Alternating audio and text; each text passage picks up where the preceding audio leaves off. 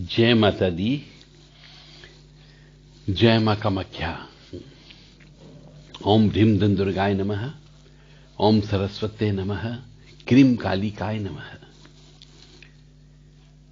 ओम खड्गं चक्रगदेषु चापपरिधा शूलं दुशुण्डिं शिर शङ्खं संगधति करे श्रीनयना सर्वाङ्गभूषावृतां नीलाश्मद्युतिमाश्च पाददशकां सेवे महाकालिकां यामो अस्तो स्वपितो हरो कमलजो हन्तुं मधुं केटभम् अक्षस्त्रक्परशुं गदेषु कुलिशं पदमं धनुष्कुण्डिकां दण्डं शक्तिमसिं च जरमजलजं घण्टां सुराभाजनं शूलं पाशसुदर्शने च ददतिं हस्ते प्रसन्नाननं सेवे सेरिभमरदनीमिहमः लक्ष्मीं सरोदे स्थिताम् घण्टाशूलहलानि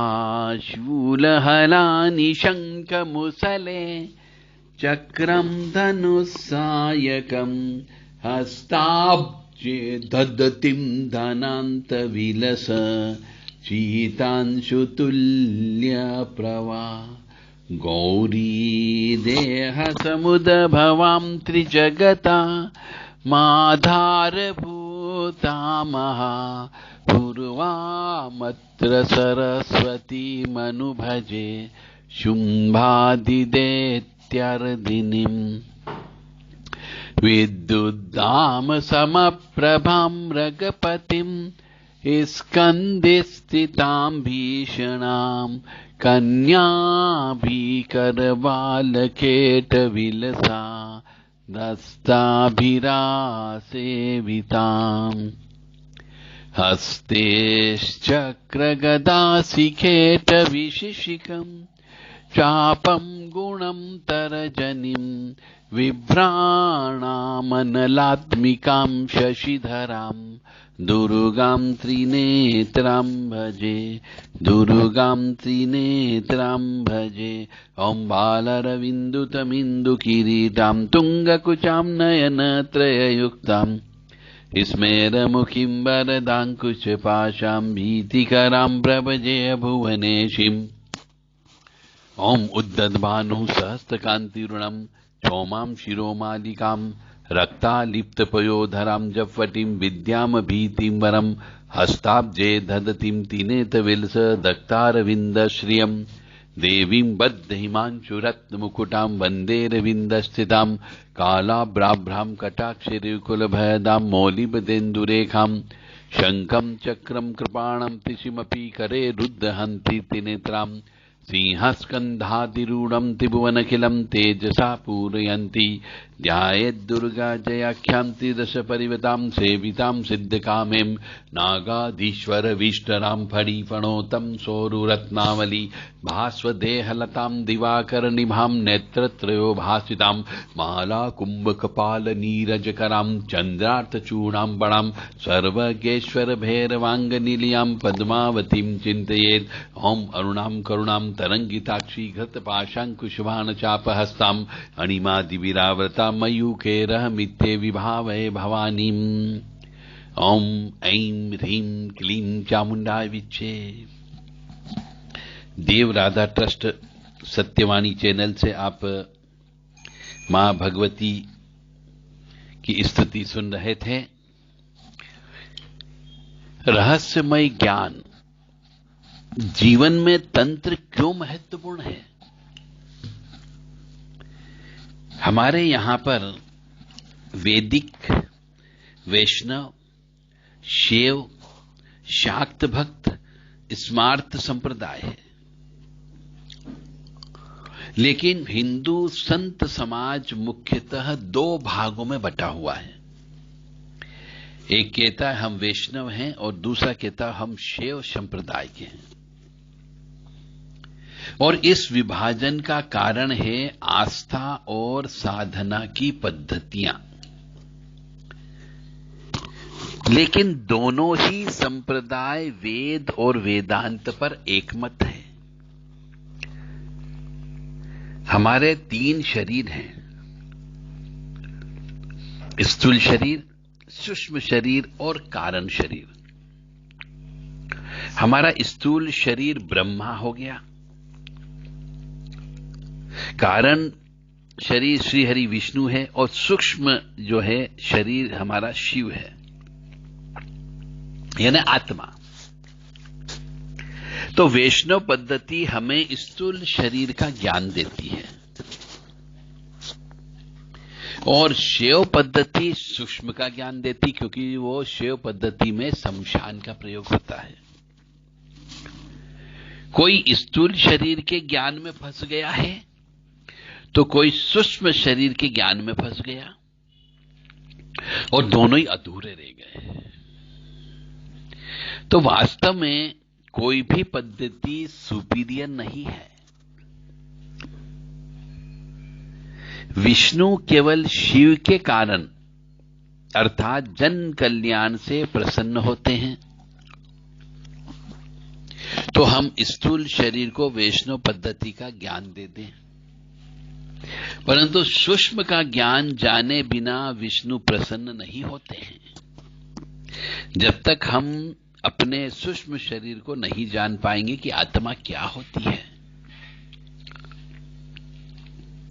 यानी हमें हरि और हर दोनों को मिलाना पड़ता है, तब जाके पूर्णता आती है। और हरि हल को मिलाने के बाद ही हमें आत्मा का ज्ञान होता है। इसलिए कोई हरि में फंसा हुआ है तो कोई हर में फंसा हुआ है और दोनों ही रो रहे हैं और दोनों ही अधूरे हैं। और जब तक दोनों को नहीं मिलाया जाएगा दोनों ही अधूरे रहेंगे। ना तो वैष्णव पद्धति पूर्ण रूप से अच्छी है और ना पूर्ण रूप से तंत्र पद्धति अच्छी है। दोनों का मिलन ही अच्छा है, क्योंकि एक हमें शरीर को सही ढंग से रखना बताती है तो दूसरी हमें सूक्ष्म का ज्ञान कराती है। यानी वैष्णव पद्धति में कहा जाता है कि आप शुद्ध रहो, स्वच्छ रहो, पवित्र रहो, अच्छे कपड़े पहनो, रोजाना दीपक लगाओ और घर के अंदर शानो शौकत और आनंद की प्राप्ति करो। जबकि तंत्र यानी शैव पद्धति कहती कि आपको शमशान में रहना, वहां कपड़े की आवश्यकता नहीं, भभूत लपेटना है, शव के सामने बैठ करके जप तप करना है। तो इसलिए हमें दोनों पद्धतियां चाहिए। वैष्णव पद्धति स्वच्छता पर आधारित है, स्वच्छता का ज्ञान भी आवश्यक है, परंतु जैसे जैसे उम्र बढ़ती है हम ये नियम पालन नहीं कर पाते, पूरा जीवन सूक्ष्म को जाने बिना अधूरा हो जाता है। वास्तव में हम एक अंधकार से ही आए हैं, क्योंकि मां का गर्भ भी अंधकार ही होता है और एक अंधकार में ही आना है। केवल बीच में ही हम प्रकट हैं, तो फिर हमें उस अंधकार का ज्ञान क्यों नहीं करना चाहिए, वरना वैसे ही हमारा शरीर छूट जाएगा, हमारा रोना प्रारंभ हो जाएगा। तो सूक्ष्म का ज्ञान हमें केवल तंत्र से ही हो सकता है।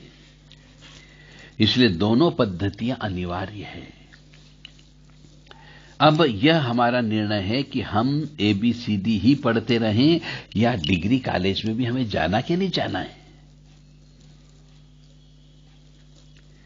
चाहे ज्योतिष हो या वास्तु हो, दोनों ही चक्र पर आधारित है। जिस मनुष्य ने मिर्ची नहीं खाई उसे मिठाई का स्वाद भी पता नहीं चलेगा, और कड़वा खाने के बाद ही मीठा अच्छा लगता है। तो दोनों की आवश्यकता होती है, मिर्ची की भी जरूरत है और मिठाई की भी जरूरत है। इसलिए दोनों पद्धतियों को जानकर समझकर तंत्र का ज्ञान प्राप्त करना चाहिए और वैष्णव पद्धति का भी ज्ञान प्राप्त करना चाहिए। दोनों ही पद्धतियों में नाम जप का महत्व है, सुमिरन का महत्व है, ध्यान का महत्व है, और दोनों ही पद्धतियां, चाहे वो वैष्णव पद्धति हो चाहे वो शैव पद्धति हो, वह दोनों पर विश्वास करती है। नाम जप सुमिरन और ध्यान दोनों सब पर विश्वास करती है। तो वैष्णव पद्धति में ईश्वर को भावपूर्ण ढंग से नहलाया जाता है। यानी जैसे कहते हैं ना कि ठाकुर जी को जितना प्रेम करो, जितना सजाओ, उतना अच्छा होता है। उसमें ठाकुर जी को नहलाना, खिलाना, भोग लगाना, ये इत्यादि विधियां हैं। तो शैव पद्धति में यही मानसिक ध्यान के द्वारा किया जाता है। दोनों पद्धतियों में हवन तो दोनों में होते हैं और दोनों पद्धतियों में हवन करना कंपलसरी है। तो दोनों ही पद्धतियों में ईश्वर से प्रेम भक्ति की विधियां हैं। वैष्णव पद्धति और तंत्र पद्धति में साधना विधि, पूजा का प्रकार, न्यास, सभी कुछ लगभग एक जैसा ही होता है। बस अंतर होता है तो दोनों के बीच मंत्र विन्यास में तंत्रोक्त मंत्र अधिक तीक्ष्ण होते हैं। जीवन की किसी भी विपरीत स्थिति में जो है तंत्र अचूक और अनिवार्य विद्या है। तो महानिर्वाण तंत्र में भगवान भोलेनाथ माता पार्वती जी से कहते हैं कि कलयुग में तंत्र ही एकमात्र मोक्ष का प्राप्त करने का रास्ता होगा। अशुद्धता के कारण वैष्णव मंत्र विषहीन सर्प की भांति फलित नहीं होंगे। इसलिए वैष्णव पंथ को जो मानते हो उन्हें ब्रह्म मुहूर्त के अंदर उठ करके सुबह स्नान ध्यान करना चाहिए और घर के आसपास और घर में और मंदिर में जितनी शुद्धता, स्वच्छता, पवित्रता रख सके रखें, तो ही उनकी भक्ति भगवान तक पहुंचती है। अन्यथा अशुद्धता की वजह से, यानी कि घर के अंदर महिलाएं, माता बहनें अशुद्ध अवस्था में होती है और अशुद्धता में यदि वो खाना बनाती हो, घर के व्यक्तियों को खिलाती हो, तो उनकी पूजा पाठ वैष्णव पंथ के अनुसार स्वीकार नहीं होती है। इसलिए उनकी पूजा का फल प्राप्त नहीं होता है।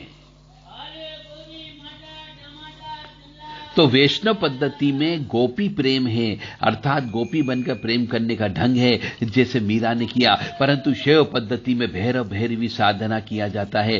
केवल यहीं पर एक अंतर आता है और यही सबसे बड़ी समस्या का कारण होता है। यानी शैव पद्धति के अंदर यदि आपको सफलता लेना है, तंत्र की सिद्धि लेना है, तो आपके साथ में भैरवी होना अत्यंत आवश्यक होता है, तो ही आप तंत्र में सफल हो सकते हो। तो मीरा की पद्धति में समाज को कोई परेशानी नहीं है, परंतु पद्धति भैरवी साधना से समाज में समस्या उत्पन्न होती है, क्योंकि समाज उसे गलत समझता है। तो हमें इस पद्धति की समस्या को समझना पड़ेगा और हमारे शास्त्रों में, शिव पुराण में इसको समझने का तरीका दिया गया है कि देवी सती ने शिव को पाने के लिए नृत्य संगीत का सहारा लिया और उन्हें भैरव रूप में पा लिया। हमने इस बात को अच्छी तरह समझ लिया और सब इसी का पालन करने लगे। परंतु हम यह भूल गए कि जब पार्वती ने, देवी ने संगीत का, रुद्राक्ष का सहारा लिया, तो शिव ने भी नेत्र नहीं खोला। और जब उन्होंने भैरवी रूप धारण किया और कामदेव की सहायता ली, तो परिणाम सभी को मालूम है कि उनके साथ में प्रेम हो गया। तो शिव का तीसरा नेत्र खुल गया, कामदेव को भस्म होना पड़ा और देवी पार्वती को हजारों साल की तपस्या करनी पड़ी। शिव भी चाहते थे कि देवी शिव तत्व का पूर्ण पालन करें, पूर्ण ज्ञान प्राप्त करें, तब कहीं जाकर देवी पार्वती भगवान शिव तक पहुंच पाई। हमने देवी पार्वती को नहीं समझा और देवी सती को फॉलो करने लगे। यही हमारे लिए सबसे बड़ी भूल हो गई है। इसलिए तंत्र में सफलता नहीं मिलती है। तंत्र में सफलता प्राप्त करना हो तो भैरव भैरवी की साधना करना अत्यंत आवश्यक होगा। शिव तक ना तो हम संगीत से और ना ही रुद्राक्ष आदि से पहुंच सकते हैं। देवी सती को शिव का ज्ञान नहीं था, वह बहुत ही इनोसेंट थी, परंतु देवी पार्वती को शिव का ज्ञान था, इसलिए शिव उन्हें उस विधि से नहीं मिले।